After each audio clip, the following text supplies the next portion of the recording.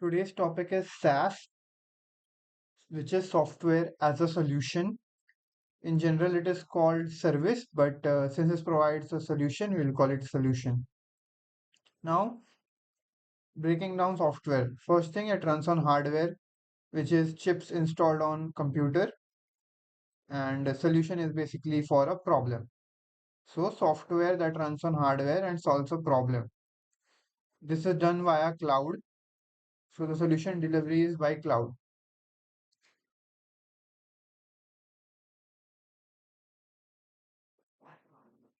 Now, why SaaS? So, traditional software, let's start there. They have advantages and disadvantages. Advantage was they were feature rich, then they solved the problem, and finally, that they were platform independent. Why? Because written in Java, which generates bytecode that can run on any machine that has JRE. Now, disadvantage were long time to build and not generic and data storage problems. This you can dive deep into yourself if you are interested in. Discuss about web app architecture, how every web application is designed to run on internet. So every web application has a data layer and a client layer, which is the browser. Third tier architecture is there is a client or presentation layer where you view the data or the design. Then there is a business layer and then there is the data layer. They intercommunicate like this. Yeah. So examples for two tier is projects that use Firebase and Supabase. And for three tier, it's Node.js Express, which forms the business layer and called as backend. And client is the front end and data layer is the database. Same in two tier architecture. Data is database and client is the front end. Now we will dive into cloud, how cloud provides each of these. So it provides front end, back end, and database. If we take AWS as example, then it has S3 bucket where build files are kept, and EC2 for backend, which is proxied via Nginx and served to the user. Proxy just means something in between the user and the server.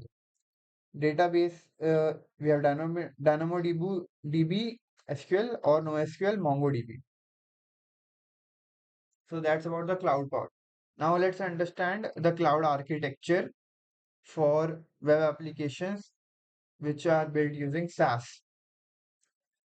So architecture. Yeah. First thing is single tenant. Single tenant, let's say we have customer A, B, and C. They will have a separate client side logic and server side logic and database, which I'm going to visualize right now.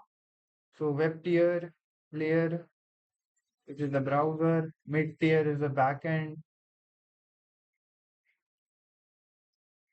and finally the database. This is separate for each customer. You can research on this and figure out what use cases does this happen in. Um, and yeah, yeah, the question I mentioned is use case. Then there is multi-tenant. In multi-tenant, you share the web tier and mid-tier architecture, and the database is different for each customer. That's what we are going to share here. Web tier is browser, mid-tier is backend, and then database is basically storage hosted somewhere.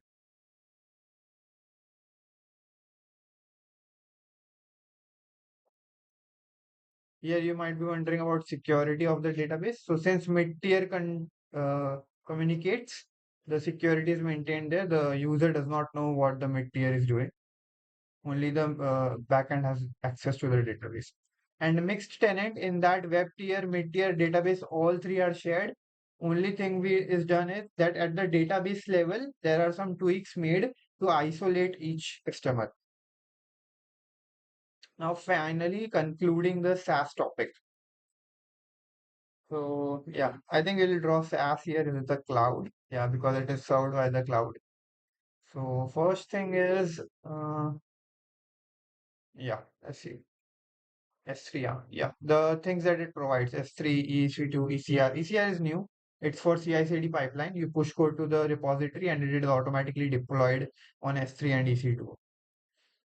So yeah, cloud helps application serving via browser. Hosting is also provided by cloud.